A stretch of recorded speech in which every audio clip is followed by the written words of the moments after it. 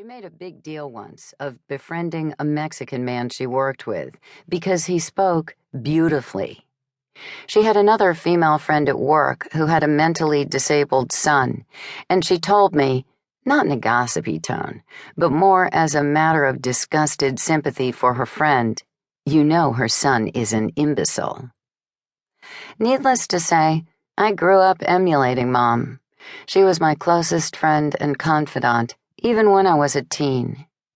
Out of her 5 children, I was most like her, and I always had the impression she lived vicariously through me. Unfortunately, though, I was a little too much like Mom. I made bad choices that disappointed her at times, even though they were some of the same choices she had made at that age. Like Mom, I had been married, divorced, and was a single mother by the time I was 20. As I think back on it, perhaps I made those same mistakes subconsciously in my quest to emulate her. But she always quickly rallied behind me. I also didn't realize it, but like Mom, I had also formed my own bigotries. Real-life monsters. I loved to drive the Southern California highways as if I were racing at Daytona Beach, weaving in and out of traffic at 90 miles per hour. I had no concern for my safety or anyone else's. When I was 25, the California penal system had had enough of my freeway shenanigans. After I spent a few days in jail, a kind judge felt I could use some good old community service. I was sentenced to work 10 days at a state facility for disabled adults in Anaheim. The place was a 1-story building, run down, dirty, and with long, dingy yellow halls that used to be white. The second I walked through the doors, I was hit by a repulsive odor. The place reeked of cleaning agents, feces, and bad cooking all mixed together. The charge nurse immediately led me to the laundry room at the back of the building. There, I got the lucky assignment of washing, drying, and folding the patient's clothes.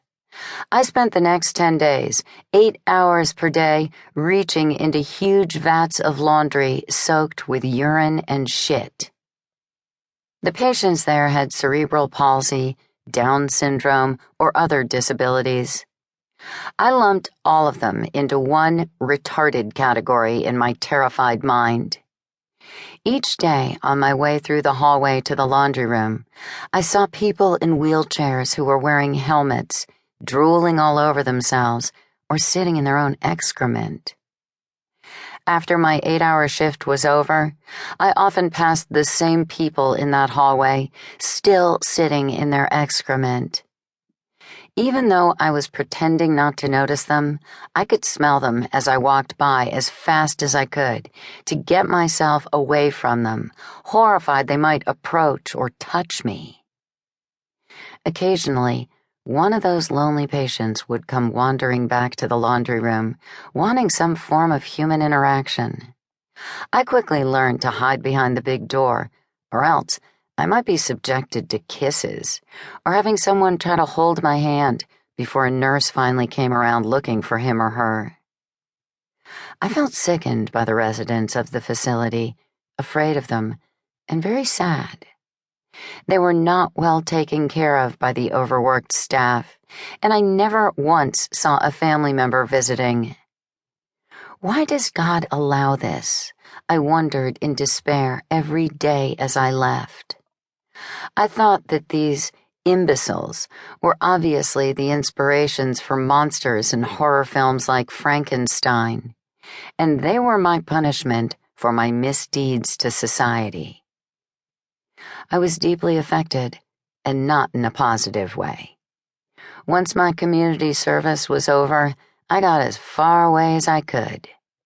Afterward, I did my best to suppress memories of that place and those people, although at times they would pop up and haunt me.